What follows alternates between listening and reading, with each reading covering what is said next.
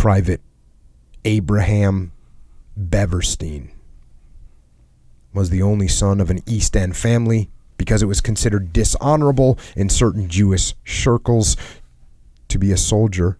Beverstein had signed up under the false name of Harris. 1915, Christmas Eve, Private Beverstein was wounded in the back. He was admitted to the hospital, suffering from these wounds and also from shock. In his letters home, Private Beverstein told of his progress in the hospital and that he'd been detained there since January 1916 because he had developed a pressure sore on his heel.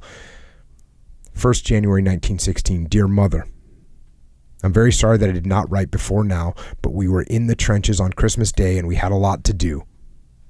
Also, I was taken ill and was sent to the hospital. I am feeling a little better, so don't get upset. Also, don't send any letters to the company because I won't get them. Also, you cannot send any letters to the hospital as I won't get them. Dear Mother, do not worry. I will be all right. Hoping all of you are getting on well. I was only hurt in the back. I will try to send you letters every few days if I can to let you know how I am getting on. We get plenty of food in the hospital. Dear Mother, I know it will break your heart this, but don't be upset about it. I will be all right, but I would very much like to see you. I will try my very best. And he did recover. And he went back to the front.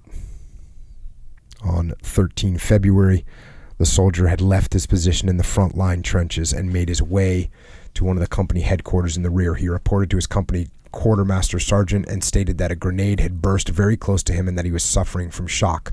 Believing him to be in nervous condition, this NCO told Harris to report to the medical officer. Beverstein reported to the medical officer who examined him but found nothing wrong. As a result, the private was ordered to return to the trenches. Beverstein, however, did not obey but made his way to a farmhouse in the rear where he took refuge. Shortly thereafter, whilst warming himself by a fire, an officer from another regiment came into the farmhouse and, suspecting that Beverstein was a deserter, placed the lad under arrest.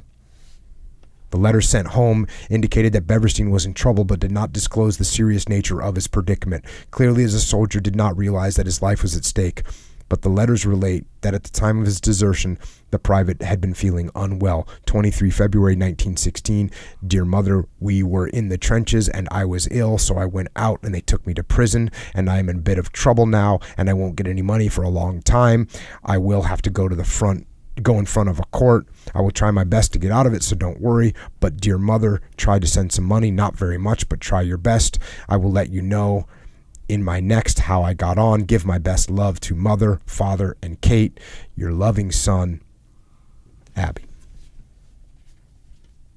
On March 4th, when he was court-martialed, Private Beverstein explained that on the day of his absence, a grenade had exploded beside him, and this had been more than his nerves could stand. He added that he had then lost control. The court was unimpressed by this story, and in spite of an unblemished record, the soldier was sentenced to death, and the finding was confirmed by the commander-in-chief. Private Beverstein's parents were left unaware of their son's predicament. The next communication which they received came from the Army. It was an official Army form which carried a blunt message. Sir, I am directed to inform you that a report has been received from the War Office to the effect that Private Harris A, 11th Battalion, Middlesex Regiment, GS, was sentenced after trial by court-martial to suffer death by being shot for desertion, and the sentence was duly executed on 20 March 1916.